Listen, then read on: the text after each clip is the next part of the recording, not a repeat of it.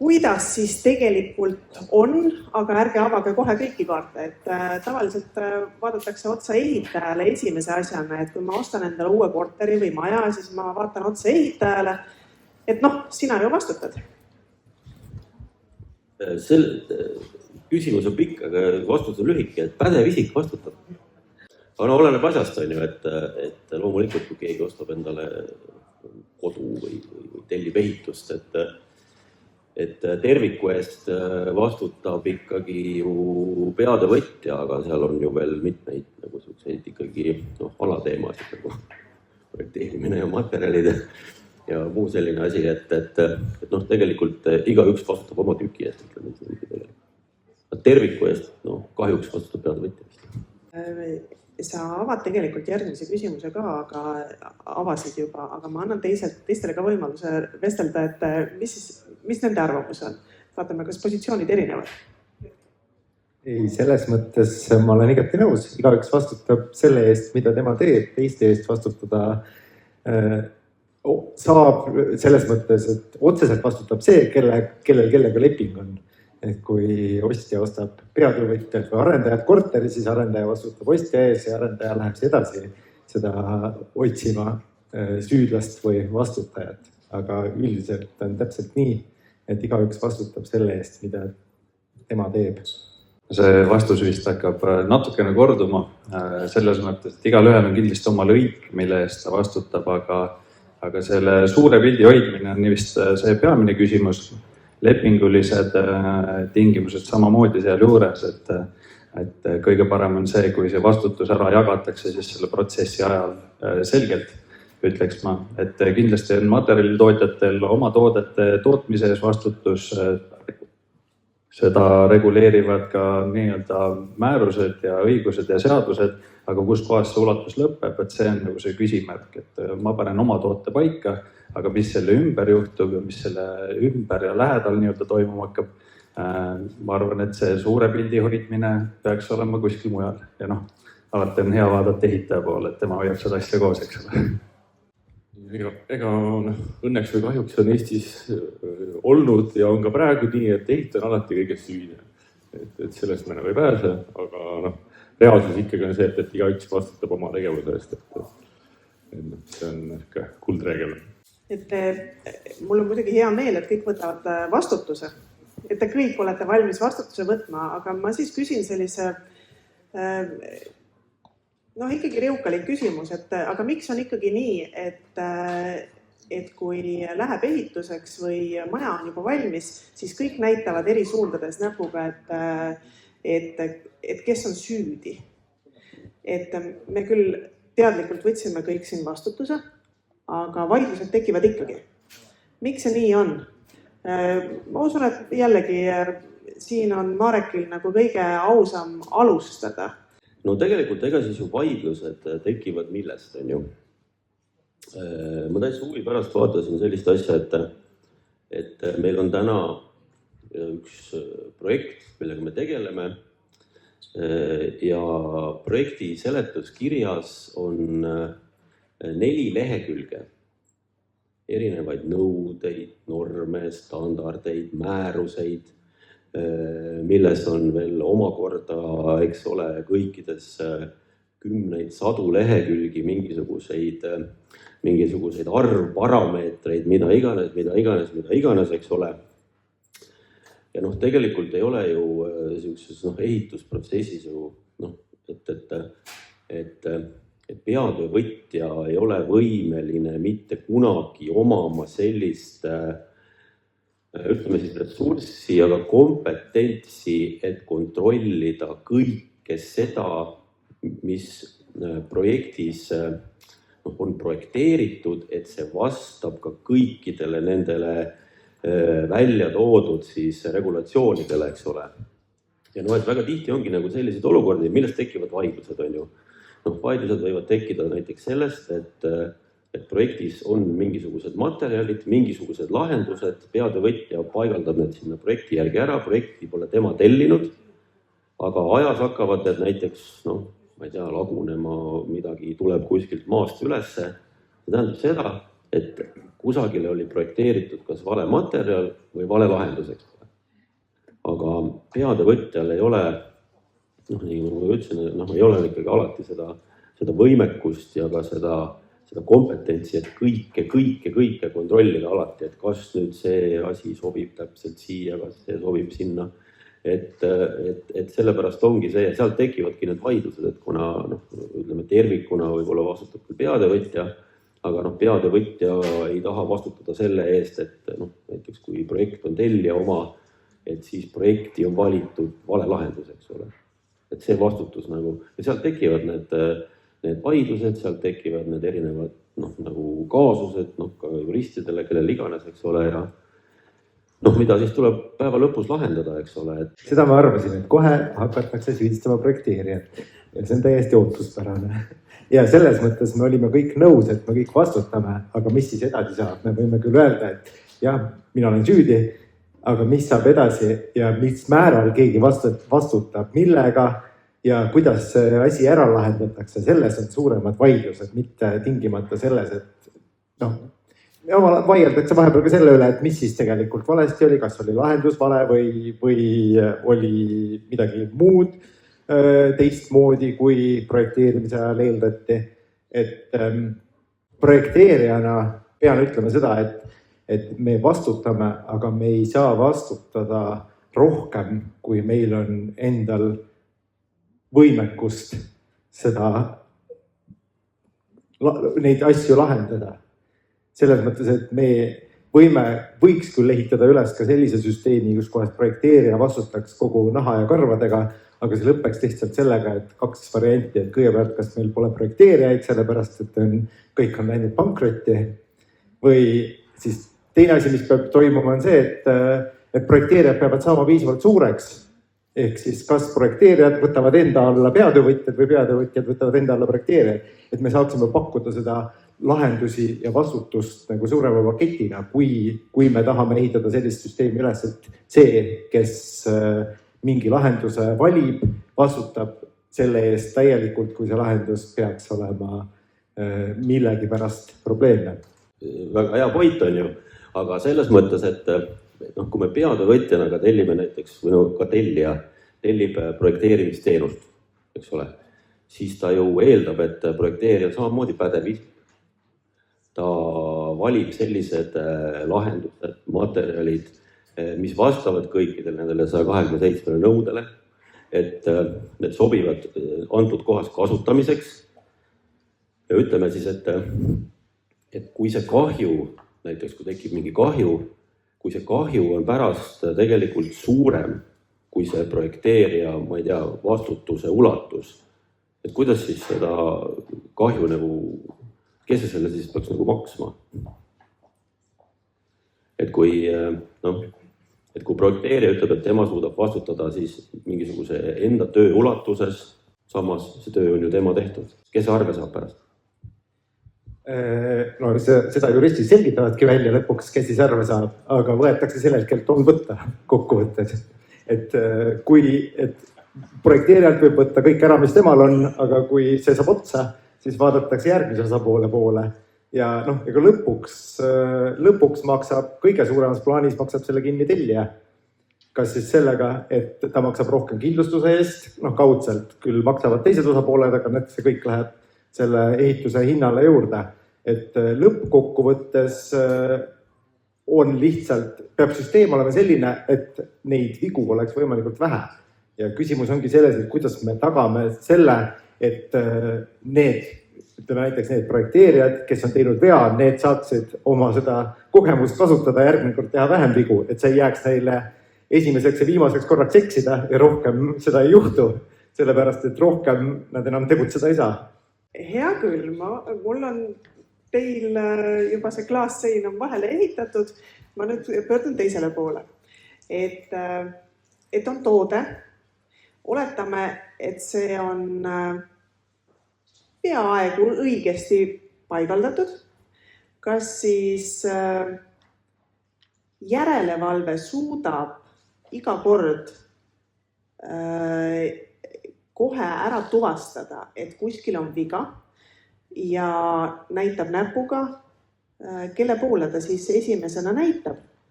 Ega meie nagu üks tööülesanne ongi vaadata, et kõik materjalid, mida kasutatakse ja paigaldatakse, et nende paigaldusel oleks jälgitud siis projekti või siis tootjajuhised. Et tihtipeale, mida on nagu tulnud ette, et on need juhised ja on tootjajuhised ja projekt nagu ei lähe kokku omavahel. Et siis tekib küsimus, et millest nagu lähtuda. Aga üldiselt on nagu need tootjajuhised on kindlasti primaarsed, tema annab sellele garantii, kui selle tootjajuhiste järgi on paigaldatud ja mina julgen küll öelda, et täna ikka enamus järelevalvaid seda jälgivad, ma loodan. Ma tuleks korra selle suure vaidluse juurde, mis siin asja peal toimus tagasi, et siin praegu lahendati olukordi, kes süüdi on. Ma pigem nagu korra et kuidas seda süüd ei tekikski üldse, et mis see üldse on juurpõhjus selle asjale, et miks see vaidlused tekivad. Mulle endale tundub, et tänapäeval Eestis on see projekteerimise on nagu puudu rahast ja ajast, et liiga vähe aega kulutatakse või tellija tahab asja saada hästi kiiresti, hästi odavalt. Ja jääb puudu niisugust projekteerimisprotsessis mõtlemise aega, et sa saaksid asjad läbi aratada, kaasata tootjad, vaadata nagu need materjalid läbi, et sul ei tekiks niisuguse vaidluse üldse ehitusprotsessis. Et see on minu meelest nagu murekoht, mis meil on nagu praegu Eestis kahjuks. Et kui selle saaks nagu lahendatud, mida kindlasti ei juhtu, et siis ma arvan, neid vaidlusi oleks oluliselt vähem. Ma võib-olla täiendaks ka siis seda eelmist küsimust, sest et miks need asjad juhtuvad, ma arvan, et põhjuseid on seal muidugi erinevaid, aga neid pädevaid isikuid on ka ühel suurel juhkel objektil nagu jalaga segada tegelikult. Aga kus kohas need augud on, kus tekivad need hallid alad, kus keegi ei vastuta, et ilmselt seal tekivad need küsimused, et kuidas see suur pilt päriselt täielikuks suureks tervikuks siduda. Ja miks neid asju veel juhtub tegelikult, ma arvan, minu isiklik arvamus on see, et meil on väga vinge koolkond lahedaid arhitekte tekkinud, kes suudavad väga ilusaid asju välja mõelda, aga ehituspraktikas need alati ei ole väga lihtsasti teostatavad ja siis tekivad väljakutsed nii tootjatele, projekteerijatele ja lõppude lõpuks jõuab see kogu asi ka järelevalvajatele nii-öelda lauale, et ma arvan, et need on need põhjused, et miks need asjad juhtuvad. Kas siis tõesti on nii, et teie saadate materjali või toote tehasest välja ja teie vastutus lõpeb?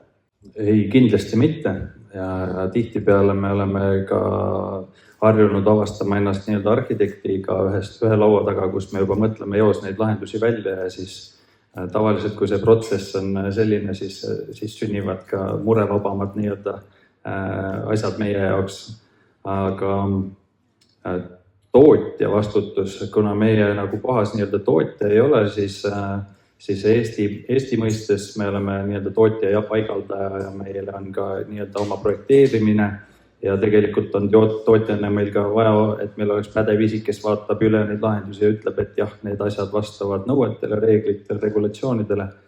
Et selles mõttes ma arvan, et need hallid alad ikkagi on need kohad, kus on need küsimärgid, sest et meie pädevad isikud on pädevad arvutama välja meie enda tooteid, aga kuhu need külge lähevad ja kuhu sealt mingisugused veed on juhitud ja või millise poldiga kuskil miski asi päriselt nagu kinni peab olema. Neid asju me arvutame küll reeglina ise, aga see on juba see nii-öelda kooskõlastamise ja vastutuse hall ala, et kes lõplikult ütleb, et jah, see on õige värk.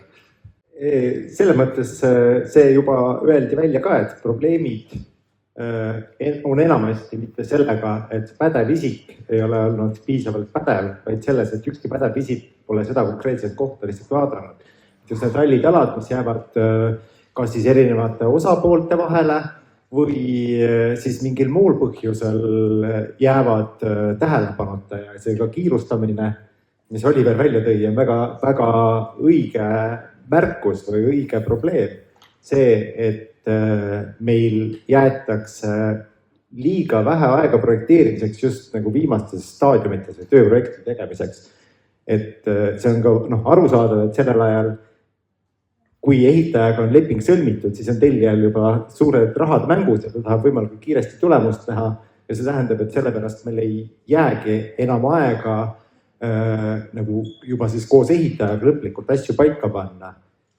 Ja et sellest, ma arvan, tuleb tegelikult rohkem vigu kui sellest, et see lihtsalt üks pädev isik on lihtsalt mingisuguse konkreetse lihtsa asjaga eksinud ja sellepärast tulevad vaidlused, et kes siis selle vahepealse asja oleks pidanud üle võtma, kas siis üks pool, kes sealt hallist ühele poole jäi või see, kes hallist teisele poole jäi või siis hoopis see, kes seda nende tööd korraldas ja oleks pidanud tagama seda, et kõik need sellised äärealade juhtumid on läbi räägitud ja omavahel ära lahendatud. Kas ma saan õigesti aru, et tegelikult on see hall ala mugav tsoon, millest tegelikult võib-olla keegi ei tahagi päriselt välja tulla? Nojah, ta on hall ala, ta eks ole nii kaua, kuni see maja peab valmis saama, eks ole. Loomulikult alati on ju mugavad ja ebamugavad asjad, mida lahendada ja täpselt nii nagu alati ju selles, et ehitus õigeks saaks valmis ei saa, on ju süüdi viimistleja, eks ole, mitte see, kes vundamenti hiljem lõpetas, eks ole, täpselt samamoodi on ka nende igasuguste vigadega ja asjadega, et paraku tulevad nad välja ikkagi ju siis juba selles nagu ikkagi ehitamise staadiumis ja siis need hallid alad ju kõik ujuvad välja kuskil mingil kujul, eks ole, ja siis ongi see, et tegelikult ongi seal pinged ju kõigi vahel, eks ole, et ehitajal aeg jookseb, on ju, tellija loeb raha, eks ole, projekteerija on kõik raha kätte saanud, eks ole, tema ei tahtnud lahendada neid asju seal, on ju, sellepärast, et tal on juba järgmised asjad.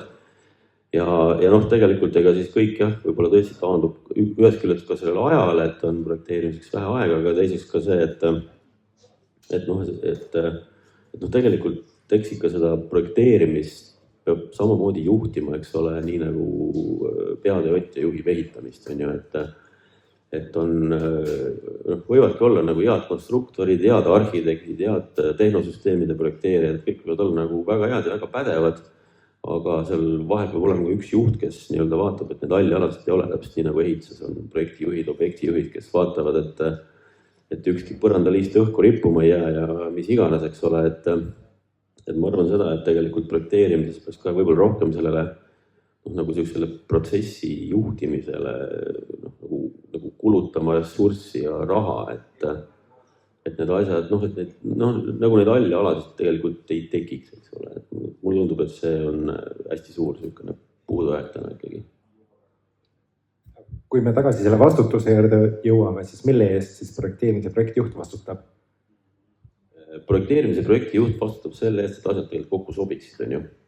Projekteerimise projektijuht ei ole ilmselt võimeline minema täpselt samamoodi nii detaili siin kõikide nende asjadega, et ta suudaks kontrollida kõikide tööd. Aga mille eest siis vastutab see inimene, kes on joonisele alla kirjutanud, et joonestas, kontrollis, mille eest ta vastutab? Tema vastutab selle eest, mis on joonise peal, kes vastutab selle eest, mida ei ole joonise peal, mille kohta ei olegi joonist. Et kas on tegelikult olnud siis juhtumeid, kus projekteerimise projektijuht on tegelikult siis selle eest vastutama pandud. Temal ju ei ole pädevust neid asju lahendada. Nii et tema saab süüdistada seda tühja tooli või siis jääbki see vastutus õhku ja lõpuks ongi niimoodi, et see, kellel kõige rohkem lahendust on vaja leida, tema peab selle ära lahendama. Ehk siis lõpuks tellija tõenäoliselt. Nii, Marek ei mõtlikuks. Ma siis tulen tagasi selle teema juurde, kus Henri, sina ütlesid, et teil on ka võimalus istuda arhitekti ja projekteerijaga laua taga, et leida parimad lahendused. Et kas siin on see koht, kus te vastutate tegelikult koos projekteerijaga, et asjad saaksid õigesti sisse projekteeritud ja kui palju ikkagi nagu päriselt selliseid juhtumeid on, et te päriselt istute maha ja valite koos? Jah, eks ehitusturg on meil väga kirju ja selles mõttes on neid ehitusobjekte ka väga erinevaid.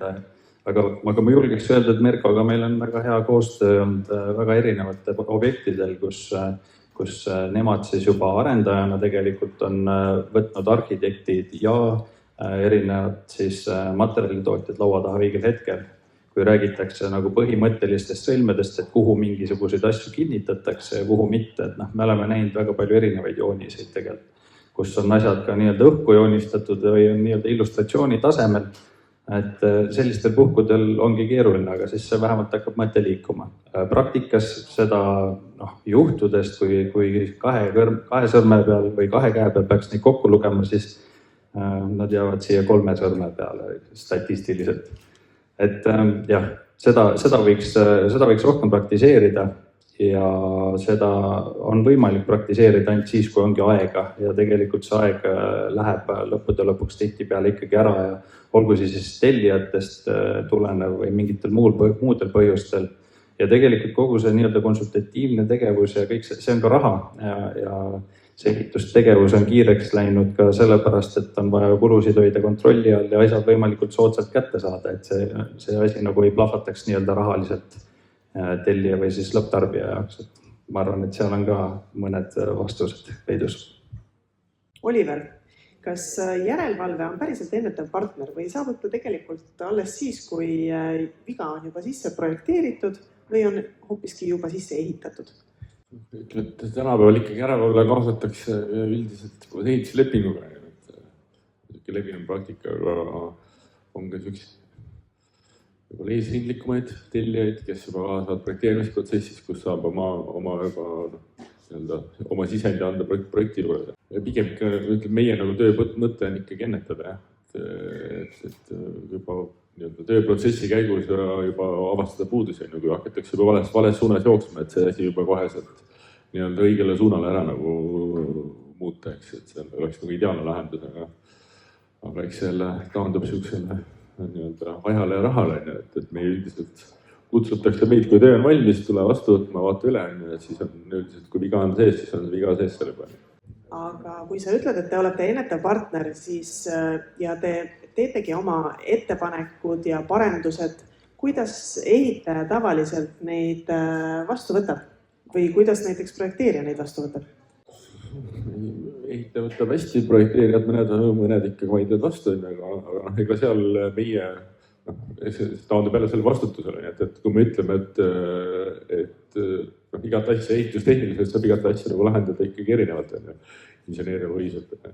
Et ei ole ühte ainult õiget lahendust, vaid on mitu erinevat lahendust mingile lahendada asjale, et kui projekteerija on projektis lahendanud mingi sõlme selliselt ja me arvame, et võib-olla seda võiks teistmoodi teha ja projekteerija ikkagi jääb oma seisukoha juurde, siis tema ikkagi vastutab projekti eest, et me ei saa talle sundida teda tegema asja, millest ta ise kindel ei ole. Meie kõige suurem vastutushetk tekib sellest, kui me ütleme, et teeme teistmoodi, mida projekteerija ütles. Et siis oleme meie vastutame selle asja eest. Kui me ütleme, et see lahendus, mida projekteerija on lahendanud, niimoodi ei sobi teha ja me teeme teistmoodi ja midagi juhtub, siis on järelevalve selles saba ja karva ja hüüd ja kõik teised ei vastuta millegi eest. Aga kuidas kommenteerib Jürgen olukorda, kus projekteerijale tehakse ettepanek võib-olla asju teisiti lahendada? Põhimõtteliselt projekteerijad muidugi tahaks teha asju õigesti, aga tihti on ka olukordi, kus kohas on erinevatel osapooltel on erinevad huvid ja meie peame esitama jällegi selle huve, kes meile maksab, kes on meie projekti tellinud, et kui meie teeme tellijale, siis me ei saa kohe kõikide alternatiivsete ettepanekutega paikimisi kaasa minna. Seal kindlasti on palju häid mõtteid, aga mõned mõtted võivad olla tehtud või mõned ettepanekud võivad olla tehtud sellistel teistsugustel kaalutlustel, osapoolte enda kaalutlustel. Et selles mõttes sellistes kohtades ikkagi projekteerijale peab lõplik sõna jääma või õigust sellest, see ettepanek tagasi lükata ka. Jah, ettepanekuid on alati ju mitut tüüpi, et on optimeerimise ettepanekud, on parendamise ettepanekud, on vigade parandused, olenevalt siis sellest, et kellel seal, mis huvid on tavaliselt, eks ole. Ja loomulikult, et ega siis ju võib-olla kõige parem tulemus ju sünnibki sellest, mida meie teeme enda arendustel, näiteks kui me ise projekteerime, eks ole, päevast üks, on ju, et meil ongi seal juures nii praktikud, on ju, valime projekteerijad, me saame nendele kogu aeg anda seda sisendit, mida me tahame, eks ole. Ja ütleme, sellises koostöös tegelikult ju tekibki selline projekt, kus on valitud täpselt niisugused lahendused, mis on sobivad, kus on valitud need materjalid, mis on sobivad, kõik käib nagu kokku, on ju. Ja siis, kui läheb ehitamiseks, no siis saabki selle järgi teha, eks ole. Aga noh, reeglina ikkagi on ju see, noh, see on nagu meie, kui me endale ise tellime projekti täitsa esimesest päevast, eks ole, aga noh, reeglina, kui on riigi tellijad või keegi kolmas, neljas, eks ole, et noh, kellel ei ole nagu sellist võimekust, ükskõik on ju, et kas kohalik omavalitsus või keegi tellib mingisugust projekti, on ju, ta tellibki nagu projekti, eks ole, ta ei anna sinna võib-olla seda sisendit muus osas, kui ainult äkki ruumiprogramm või no kui sedagi, eks ole, et ja siis tulebki, eks ole, projekteerijad, et võib-olla oma parima teadmisega selle projekti, eks ole, siis keegi seda otseselt nagu üle ei vaata, tahtakse need asjad hankesse, siis valitakse välja ju ikkagi, tuletan meelde, et alati on tegemist vähempakkumisega, mitte enampakkumisega, eks ole, hangete puhul. Valitakse vähempakkumise käigus siis peatöövõtja, on ju. Ja siis peatöövõtja, ega tema ju selle hanke käigus täpselt samamoodi ei tööta kõike nii detailideni läbi, et seda nagu omavahel võrrelda, kontrollida, kas vastab või vastab mingite nõuetele. Ja siis, kui see tegelikult leping sõlmitakse, läheb tööks, siis hakkavad ju alles tulema kõik välja, sellepärast, et siis on see ehitaja, kes võib-olla näeb seal mingeid asju teisiti, siis hakkavad need igasugused vead sealt välja tulema võib-olla, mis on kuidagi kahe silma vahele jäänud ja siis tulevadki nii-öelda need ettepanekud, et on kas mingi viga, see tuleb ära parandada, eks ole, kas on mingi optimeerimise ettepanek, siis on nagu küsimus, et kas seda aktsepteerida, mitte aktsepteerida, või siis kolmas variant on, ma ei tea, järelevalve teeb mingisuguse kolmanda ettepaneku, et ma ei tea, mingi asi kestab ajas rohkem näiteks, et siis on tellija küsimus, kas ta tahab seda või ta ei taha seda, et kas sellepärast ongi projekteerimine jagatud staadiumiteks, et igal staadiumil on oma eesmärk ja et hankeid tulekski teha põhiprojekti põhjal, selleks, et tööprojekti saaks juba teha koos ehitajaga ja koos materjalitarnijatega, sellepärast, et tõesti ilma ehitaja ja ka materjalitootjate sisendita projekteerija ei saagi kõige paremaid lahendusi leida. Et sellepärast on, minu kogemusel on tegelikult ainus viis, kuidas projekt õnnestub, on see, kui tehakse ikkagi tööprojekt koos ehitajaga. On ju koht ka inimlikel eksimustel, et kellele me erinevatel objektidel on erinevad eksimused ja inimesed on kõikides etappides vahelülidena sees. Et kas järelevalve ka vahest eksib? Ega me oleme ka inimesed, on ju. Ikka eksivad, jah. Väga vähe, aga ikka eksivad, jah. Minu kogemus on nagu näidanud seda, et järelevalve võib eksida küll, aga nad reeglina nii palju, kui mina nagu tootja perspektiivist vaatan, siis järelevalve funktsioon on enne kõik selline, nagu pigem sa enne küsisid, kas ta on ennetav või mitte, siis pigem ta on ennetav selles mõttes, et kui me ikkagi teeme tööd ja me hakkame midagi tegema, siis reeglina käib see nii-öelda kooskõlastusprotsess siis koos järelevalvega või siis nii-öelda objektijuhiga, kes vastutab nii-öelda selle üldise pildi eest. Järelevalve meie praktika puhul on nagu palju näidanud seda, et kui see dialoog tekib õigel ajal ja kui järelevalve käib objektil ringi ja otsib vigasid, siis ta ikkagi aitab neid ennetada ja leida neid vigasid. Selles mõttes on järelevalve funktsioon minu meelest õige koha peal. Kuidas ja millises ulatuses sellest tulenevalt vastutama peab, ma ei tea. Mulle meeldis enne viide sellele, et need projektid saavad kuskil valmis ja need on 200 lehekülge ja viited 300 regulatsioonile ja nii edasi, natuke utreeritult. Aga see on ka tegelikult üks probleem tegelikult, ma arvan, et kui nende projektide ja joonistega liiguvad kaasas, lisaks seletuskirjadel veel paljud joonised, siis seal on nagu projektis ja nendel detailsematel sõlmedel on tihtipeale vastuolusid, et see võib-olla saaks olla kuidagi paremini standardiseeritud, et iga osapool ei peaks võtma seda seletuskirja ja veetma seal 2 päeva, et seda üldse mõista, vaid et igal ühel nagu oma töövõtu ulatus oleks selgemini piiritletud juba nii-öelda projektis ja seletuskirjades ja siis sa sealt võtad nii-öelda endale olulise osa, tutvud sellega ja tegeled enda asjaga. Ja selliselt on võimalik kõigil tegelikult rahaga kokku hoida, et see eelarvestuse faas sinna ei pea nii palju panema, pärastpoole ei pea ka üle projekteerima, üle küsimusi esitama ja nii edasi, et seal on ka natukene seda tõde võib-olla. Ma tahaks kaitsta seda juhendite ja standardite komplekti, sellepärast et need süsteemid ongi selle jaoks, et oleks võimalikult palju kohti, kus need vead võivad välja tulla. Et jah, kõik teevad vigu, aga see projekteerimise ja ehitamise, alates juba planeerimisest ja kõik see süsteem on ehitatud üles niimoodi, et mingid protsessid peavadki toimuma mitu korda selleks, et nad tunduvad ebaefektiivsed, aga sellega me leiame vigu, sellepärast et kokkuvõttes on ehitamine nii keeruline protsess, seal on nii palju osapooli, et vähemalt projekteerimine ei toimi kunagi niimoodi, et kõik jagatakse kõikide töö ära, kõik teevad oma töö ära ja mingi ime läbi läheb asi kokku. See asi ei lähe kokku omavahel, kõik peavad tegema mitu korda, et need omavahelised, et üks asi, et need hallitalad omavahel kokku saaks, et ülekartumiskohad saaksid lahendatud kõikidele sobivalt ja selles mõttes see, et iga asja vaatab mitu silma, et iga asja kallal töötab mitu ettevõtet, mõnikord isegi see ei ole mitte süsteemi puudus, vaid see on tegelikult süsteem ongi niimoodi kavandatud selleks, et lõppkokkuvõttes neid suuri vigu vältida. Jah, küsimus oli, kas järelevalve eksib. Loomulikult järelevalve eksib vahest, et ega siis inimesed ikka eksivad. Ja Jürgen kaitses seda normide, nõuete, määruste ja igasuguste tehniliste nõuete seda kogumit, aga ega mina ka ei tahtnud ju kuidagi seda niimoodi alavääristada, vaid pigem öelda seda, et peatöövõtja kindlasti ei ole võimeline, ei oma sellist võimekust, et kontrollida pidevalt seda, et kas kõik see projekt, peatöövõtjal oma funktsioon ka, tegelikult peatöövõtja peab kogu ehitust organiseerima, eks ole.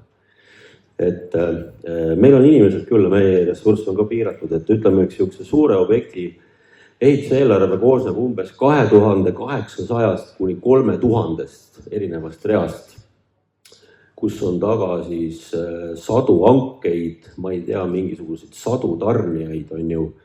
Me peame selle kõik ära organiseerima õiges tähtajas ja eelarves on ju.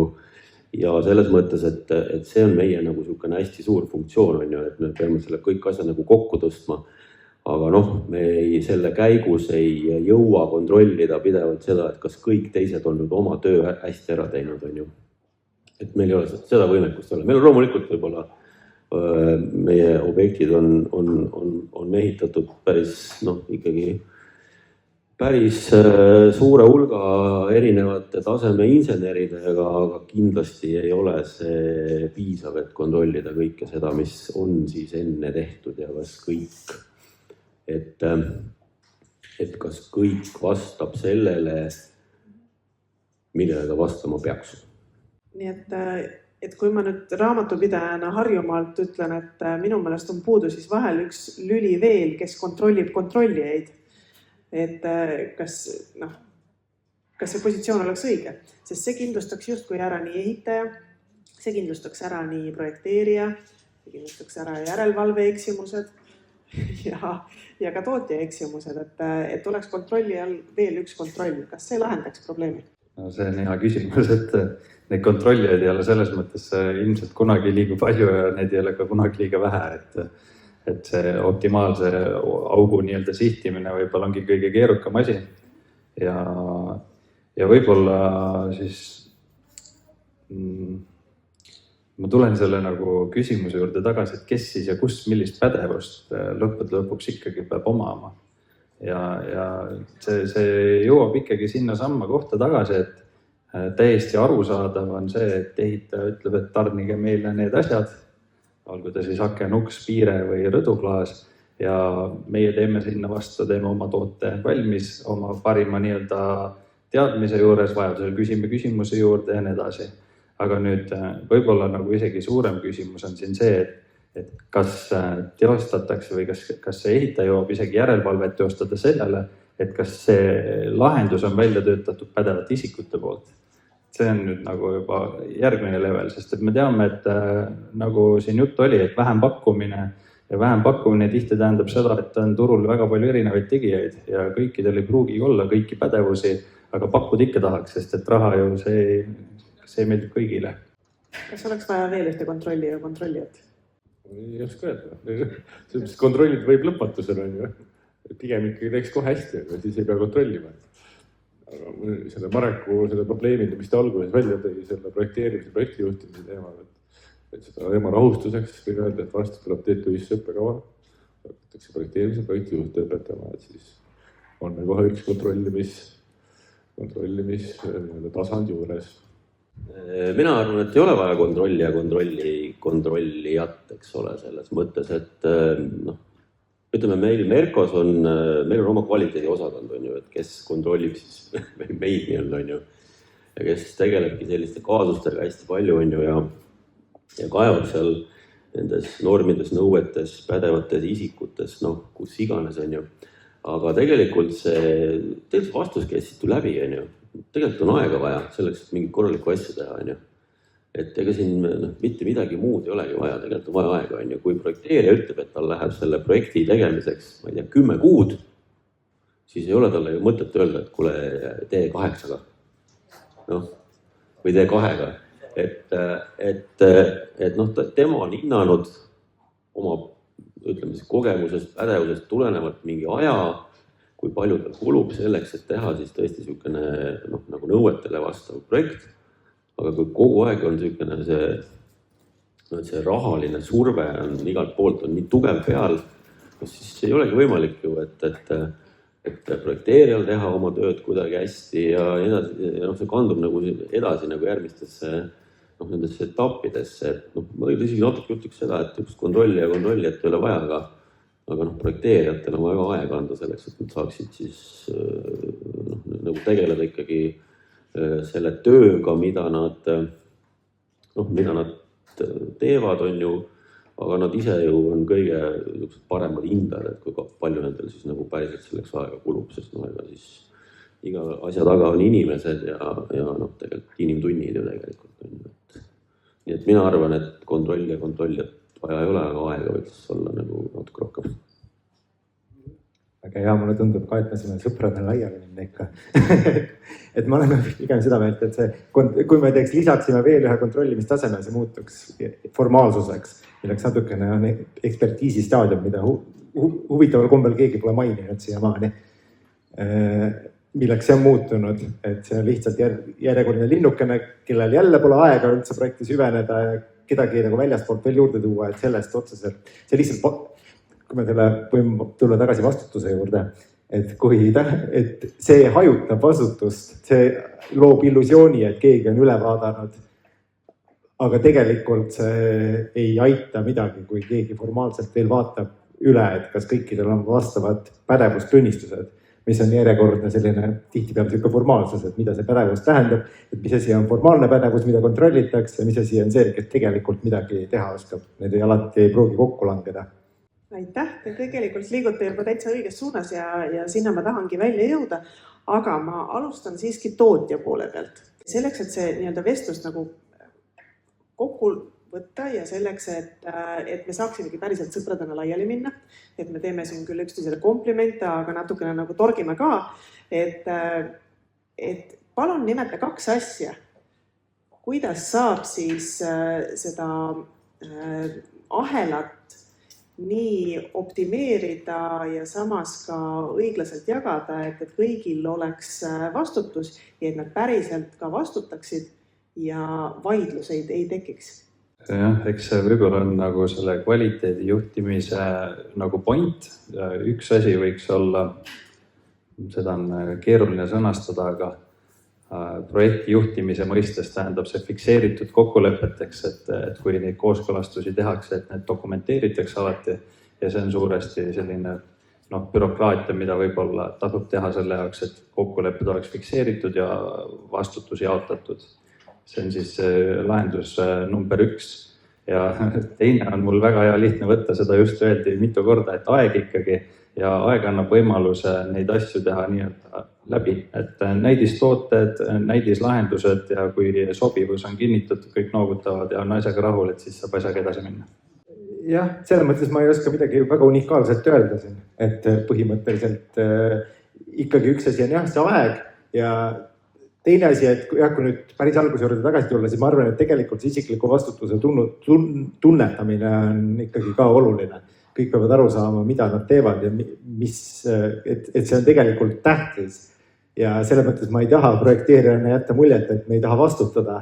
Me tahame vastutada, me peame vastutama, me tahame vastutada, aga me tahame teinekord õppida oma vigadest ja teinekord teha paremini, et me ei taha, et meid tõmmatakse oma projekteeritud maja otsa võlla või midagi sellist.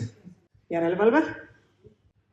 Ega kõige odavam on ju vigu parandada paberil, et mõistlik on seal algfaasis kulutada aega, läbi mõelda, vigu parandada, kontrollida, et see ehituse, kui see asi juba ehitamisse läheb, siis on selle vea parandamine kindlasti oluliselt kallim. Et ma järjekordselt ütlen, et kulutame planeerimisele, kavandamisele, läbimõtlemisele, erinevate lahenduste kaalumisele rohkem aega ja siis on ka edasine protsess lõbusam. Ehitajale, aga siiski ka peatöövõtjale, et kuidas siis kooskõlla viia raha ja aeg? Raha, aeg ja kvaliteet, alati saad kaks valida selles mõttes, et kuidas seda viia? No kui on hästi palju raha, siis saab hästi hea kvaliteedi.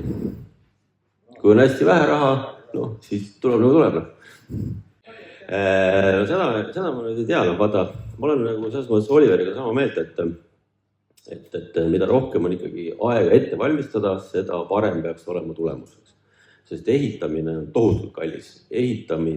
Kui ehituse stardipauk käib, siis üks päev ehitusplatsil maksab nii palju raha, et selle raha eest võib väga-väga mitu korda projekteerida sisuliselt.